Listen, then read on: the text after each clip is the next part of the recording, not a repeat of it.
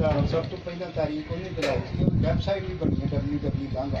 अच्छा अच्छा उन्हें क्या थी कि ट्राली फ्री हो गई है तो उन्हें कटवाओ इन्होंने आप मैं इन्होंने वीर जी क्या तो ट्राली नहीं कटवानी आते सन कटाओ नहीं ये तो कल भी उन्होंने ਜਿਹੜੀ ਸੰਗਤ ਆਈ ਸੀ अच्छा ਉਹਦੀ ਵੀਡੀਓ ਪਾਈ ਮੇਰੇ ਸਾਹਮਣੇ ਬੰਦਾ ਕੋਈ ਦਰਖਤ ਨਹੀਂ ਵਿਚਾਰ नहीं वो कितने करके उन्होंने ਉਹ ਤਾਂ ਉਹ ਸਾਹਮਣੇ ਪਿੱਛੇ ਦਰਖਤ ਨਹੀਂ ਕੱਟੇ ਹੋਏ ਉਹ ਪਿਛਲੇ ਆ ਜਿਹੜੇ ਕੱਟੇ ਨੇ ਹਾਂ ਅੱਛਾ ਉੱਥੋਂ ਮਿਲਦੇ ਨੇ ਮੈਂ ਸਮਝਦਾ ਹਾਂ ਇੱਥੋਂ ਸਾਹਮਣੇ ਵਾਹ ਜੀ ਵਾਹ ਫਾਬੇ ਇਹ ਅਲਾਏ ਰੱਬੇ ਕੁਮਾ ਤੋ ਕਜ਼ਬਾਨ।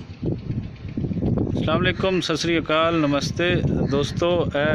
मनमोहने सोहने मंजर ਜਿਹੜੇ ਤੁਸੀਂ ਵੇਖ ਰਹੇ ਹੋ ਇਹ ਇਸ ਟਾਈਮ ਗੁਰਦੁਆਰਾ ਕਰਤਾਰਪੁਰ ਸਾਹਿਬ ਦੀ ਛੱਤ ਤੇ ਅਸੀਂ ਖੜੇ ਹਾਂ और इत्थों ਅਸੀਂ सोचा कि सानू बड़ा ही सोहना एक तो जगह थां इतनी सोहनी है और इहदे सुनप बारे तो सारे जेडे कोई बाबा गुरु नानक दे पैरोकार हैं या उस अकीदत रखने वाले सारे जानते ही हैं, लेकिन इहदा आसा पासा असीं तुहानूं दिखा रहे हैं कि ये कितना सोहना है, कितना प्यारा है। और यकीनन ये दुआ निकलती है कि मेरे देश ते मालका कोई उतरे ना अजाब, तेरा वसे काबा सोहणिया मेरा वसदा रवे पंजाब।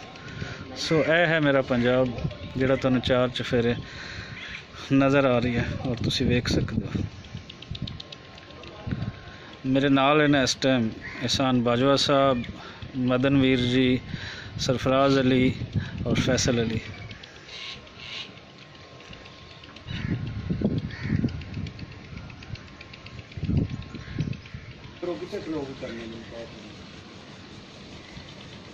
नीचे चल के कर रहे चला भी आप जाइए चलिए ਤੁਸੀਂ ਆ ਜਾਂਦੇ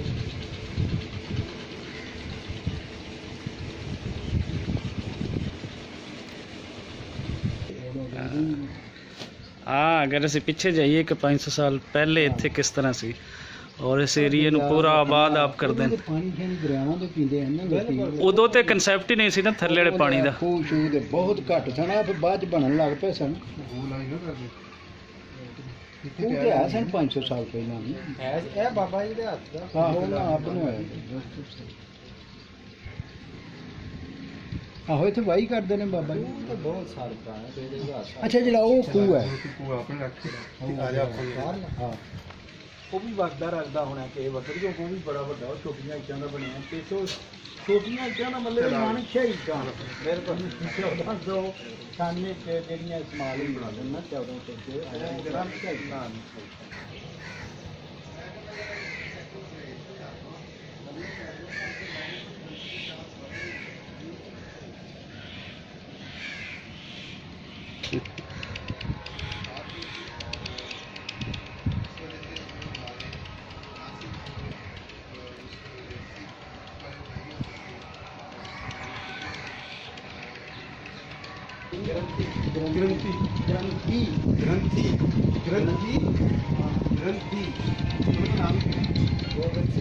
ਹਾਂਜੀ ਉਧਰੋਂ ਦਰਬਾਰ ਸਾਹਿਬ ਤੋਂ ਫੋਨ ਆ ਗਿਆ। ਆ ਰਹੇ ਹਾਂ ਜੀ, ਬਸ ਹੁਣ ਫਰਕ ਹੋ ਚੱਲੇ ਆ, ਅਸੀਂ 10 ਮਿੰਟ ਆ ਜਾ ਸਰ ਚੱਲੀ ਹਾਂ 10 ਮਿੰਟਾਂ ਜਿੱਥੋਂ ਫਰਕ ਹੋ ਚੱਲੇ ਆ।